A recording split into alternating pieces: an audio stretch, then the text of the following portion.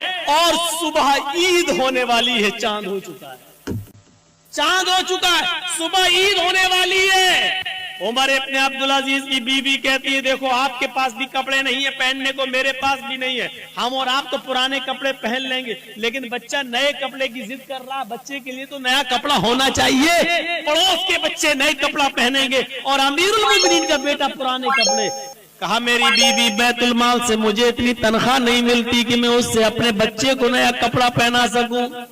بیوی نے کہا امیر المومنین نے ایک مہینے کی تنخواہ ایڈوانس لے لیجئے، اگلے مہینے مت لیجئے گا۔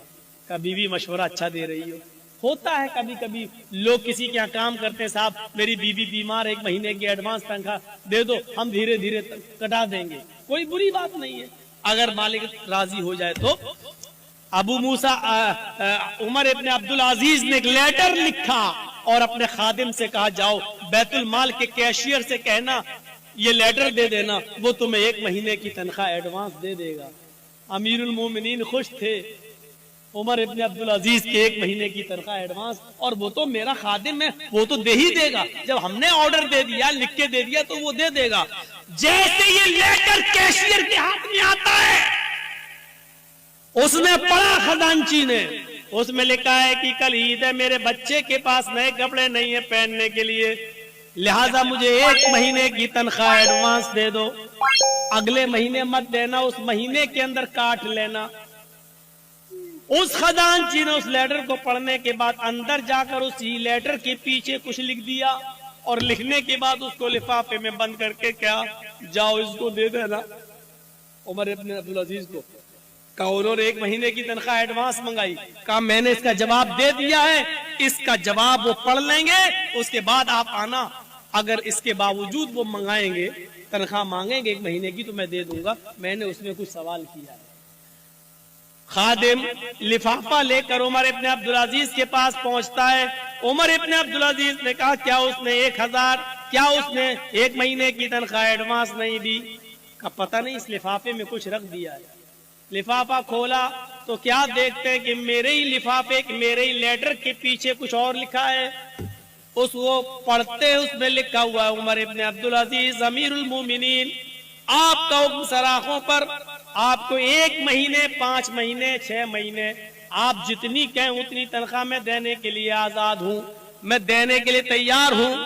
امیر المومنین آپ نے لکھا ہے کہ میرے بچے کے پاس نئے کپڑے نہیں ہیں پہننے کے لیے، اس لیے مجھے 1 مہینے کی تنخواہ ایڈوانس دے دو، اگلے مہینے کاٹ لینا، لیکن آپ نے یہ نہیں لکھا اگلے مہینے تک اگر آپ زندہ نہ رہے، اگلا مہینہ شروع ہونے سے پہلے اگر آپ کا انتقال ہو گیا تو 1 مہینہ جو ایڈوانس تنخواہ آپ کے پاس جائے گی، اس تنخواہ کو واپس کون کرے گا؟ اس کا ضمانتی کون ہے؟ اس تنخواہ کو بیت المال میں جمع کون کرے گا؟ کاش یہ واقعات مودی نے پڑھے ہوتے، یہ واقعات یوگی نے پڑھے ہوتے تو ان کو پتا چلتا کہ اسلامی حکمرانوں کی تاریخ کیسی گزری ہے۔ یہ بیچارے 10 اور 20 لاکھ کا سوٹ بوٹ پہن کر امریکہ کے پرائم منسٹر کا سواگت کرنے والے لوگ کیا جانے کہ حکومتیں کیسے چلائی جاتی ہیں۔ حکومت چلانا سیکھنا ہے تو سیکھو عمر ابن عبدالعزیز سے، سیکھو حضرت عمر فاروق سے، اور انہی سے سیکھی تھی مہاتما گاندھی جی نے۔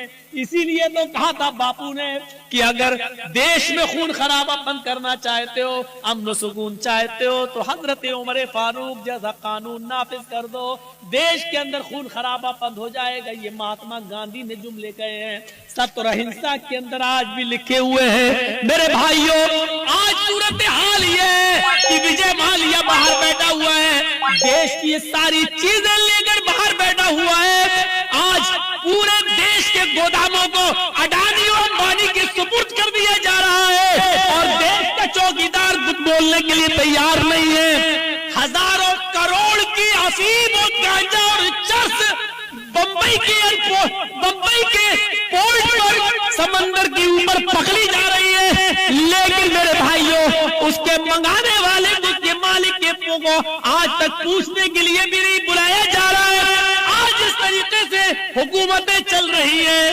ایک حکومت وہ بھی تھی کہ حضرت عمر فاروق کا بیٹا ملک شام کے اندر تھا اور उसने रात के अंदर खजूर को रस को सड़ाया, निचोड़ा, वो नबीज बन गया। सुबह होते होते उसके अंदर नशा आ गया, उसको मालूम नहीं था और उसने नबीज पी ली।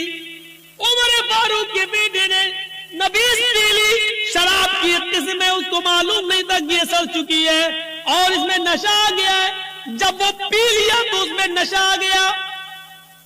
मुल्क शाम के गवर्नर को पता चला तो हजरत उमर फारूक के बेटे को बुलाया और 40 कोड़े लगवा दिए मुल्क शाम के अंदर।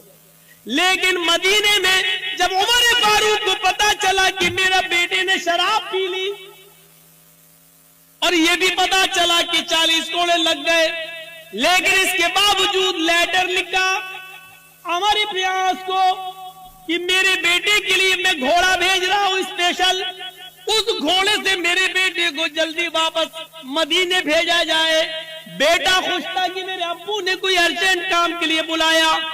जब हमारे प्रयास ने उस स्पेशल घोड़े से उमर फारूक के बेटे को भेजा, बेटा जब आया तो उसको उसकी मां से नहीं मिलने दिया, कहा इसको हिरासत में लो। हिरासत में ले लिया अपने लखते जिगर को, अपने बेटे को, और उसको कहा जल्लाद से कि कोड़े लगाओ, 40 कोड़े इसको मेरे सामने मारो। बेटा कहता है अमीरुल मोमिनीन, आए अब्बू जान, एक जुर्म की 2 बार सजा कैसे?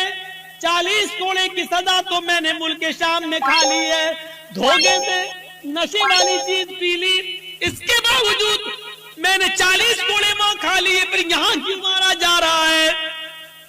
कहा पहला जल्लाद 10 कोड़े मारेगा, उसके बाद दूसरा मारेगा, क्योंकि 10 के बाद वो थक जाएगा, फिर जितनी जोर से मार पड़नी चाहिए उतनी जोर से मार नहीं पड़ेगी। 40 कोड़े दूसरे जल्लादों से पड़वाया। बेटा कहता रहा अब्बू जान, एक जुर्म की डबल सजा, ये बेइंसाफी है। हजरत उमर कहते रहे बेटे मुझे हमारे प्रयास पर भरोसा नहीं है, अल्लाह की कसम उन्होंने कोड़े मारे, लगवाए, हाँ मैं जानता हूं कोड़े लगवाए, लेकिन मेरा दिल कहता है कि हमारे प्रयास में रियायत बरती होगी, जितनी जोर से कोड़े मारना चाहिए उतनी जोर से नहीं पड़े होंगे, इसलिए कि आप अमीरुल मोमिनीन के बेटे हैं, उमर फारूक के बेटे हैं, ये सोचकर जल्लादों ने हल्के हल्के कोड़े मारे होंगे। आज असली कोड़े अब पड़ेंगे तुम्हारे ऊपर। जब अपनों को सजा देने का रवाज था तो जराइम बंद थे, जब अपनों को बचाया जाता है तो जराइम का अंबार लगता है और जराइम पैदा होते हैं। सीखो, हुकूमत ऐसे चलती है।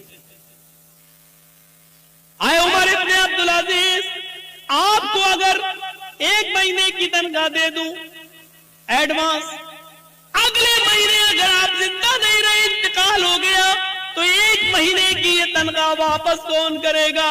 हजरत उमर इब्न अब्दुल अजीज रोने लगे और अपनी बीवी से कहने लगे, बीवी, जिस अमीरुल मोमिनीन का कैशियर इतना ज्यादा अमानतदार हो, इतना ज्यादा अल्लाह से डरने वाला हो कि वो अपने अमीर को भी, अपने हाकिम को भी सवाल कर रहा हो, तो मुझे उम्मीद है कि इंशाअल्लाह 1 दिरहम की बेईमानी नहीं होगी। मेरा बच्चा कल पुराने कपड़े ही पहनेगा।